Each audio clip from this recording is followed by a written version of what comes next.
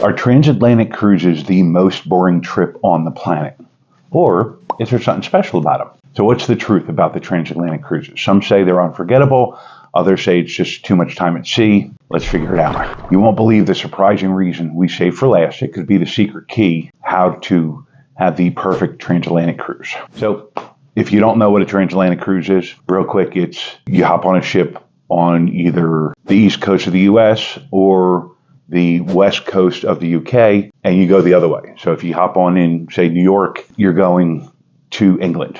If you hop on the ship in England, you're going to New York. It's really that simple. Most of the time, you're looking at, say, a 7-day voyage, 8-day voyage, and you might hit maybe 2 ports of call along the way, maybe. A lot of times it's 1 or even none. So you're talking lots of sea days. And that's not for everybody. Not everybody enjoys sea days. So let's talk about a list of different things that you can do to make that transatlantic cruise amazing.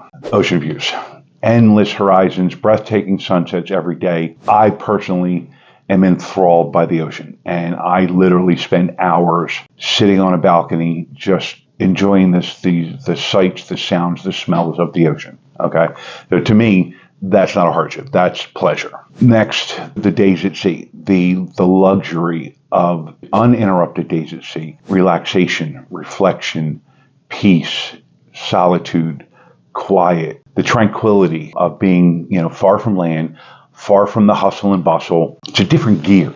You're not running everywhere. You've got nowhere you have to be. You can just relax.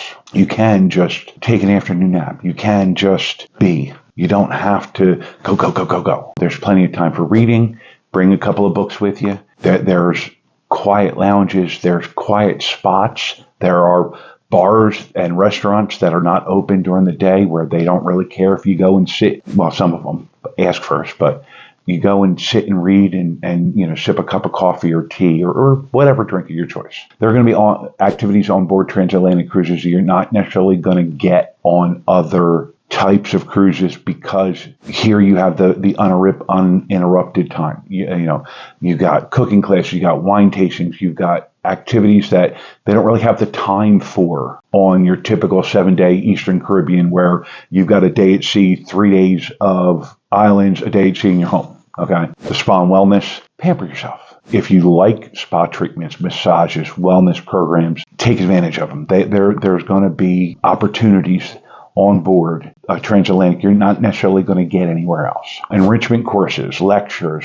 again, they've got time. They are really good at filling the day up, if that's what you want. If you want to be, one thing after another, so they bring in lecturers, they bring in specialists, and, you sit there and they'll talk to you about the stars at night. They'll talk to you about the ecology. They'll talk to you about what's going on in the Atlantic Ocean, and you can learn things if that's what you want. Specialized dining. Anybody who's followed me knows that I'm a main dining room guy. I love the main dining room. I love the experience. I love everything about it. I'm not knocking the specialty dining. I've taken part in several of them over the years. One thing that I'm looking forward to when I go on a transatlantic cruise is every once in a while, you're going to see a cruise line who's going to do a 5-course gourmet meal, a 7-course gourmet meal that's going to take like 4 hours. That's what I'm looking forward to. That kind of specialty dining, I'm going to pay for it, and I'm going to enjoy every bit of it, because I'm going to experience tastes and flavors and smells that I don't get anywhere else.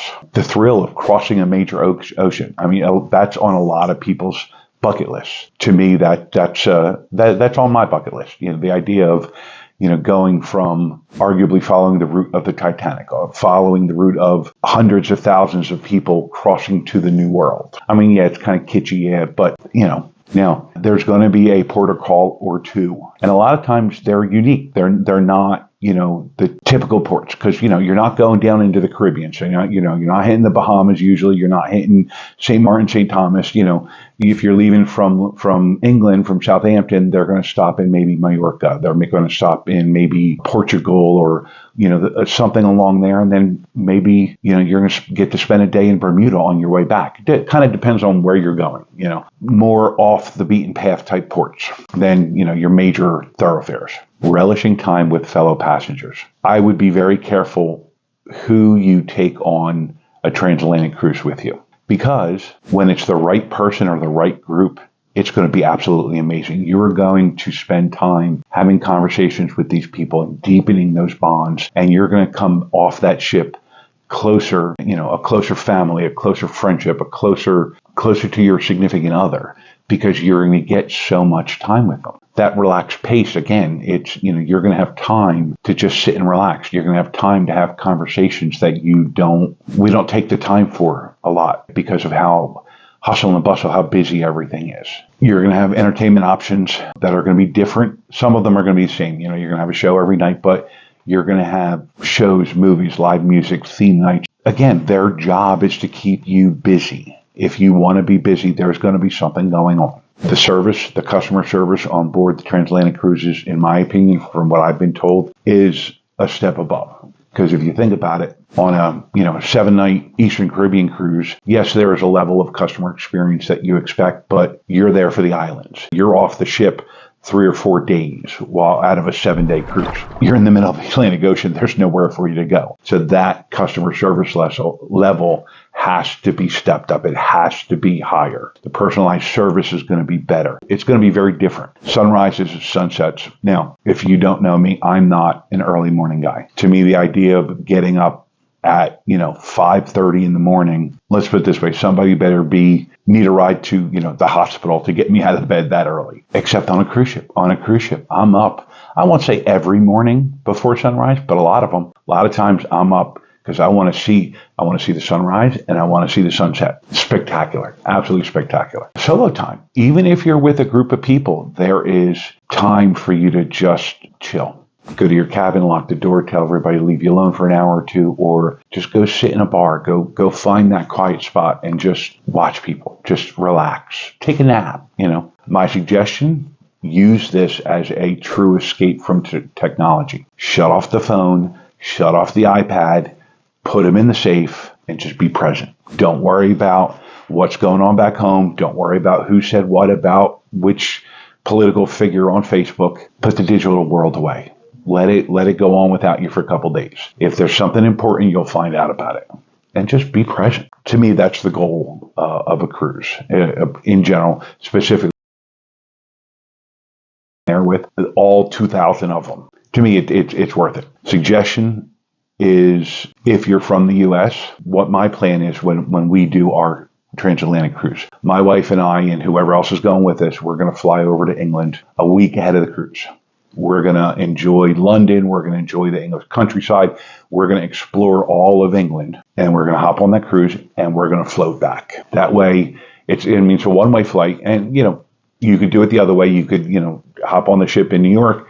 Well, me, because I'm close to New York, and get off in London and then experience London afterwards. But I want to do the hustle and bustle, the sightseeing, the tourists, enjoying all that England has to offer, and then just relax on the way back. It's up to you. That's my preference. Another reason for a transatlantic, reconnect with your significant other. If you're married, if you're in a long-term relationship with somebody, book the transatlantic cruise just for the two of you. Nobody else, none of your family, none of your kids, none of your friends, nothing. Just go, the two of you, and just be together. Put the phones away and just talk. Just get reconnected. Life is busy, life is full. If you're empty nesters and your kids are up and grown, you might need to reconnect with that person that you married 20 years ago because you've drifted apart because the kids were pulling you in 19 directions. Use this opportunity for that. At least that's what my plan is. Now that you know how sea days are the perfect escape, you're going to need to know about the adventures waiting on land, because if you don't plan your excursions, you might miss out on some unforgettable experiences. I'm going to show you how to do it in this video.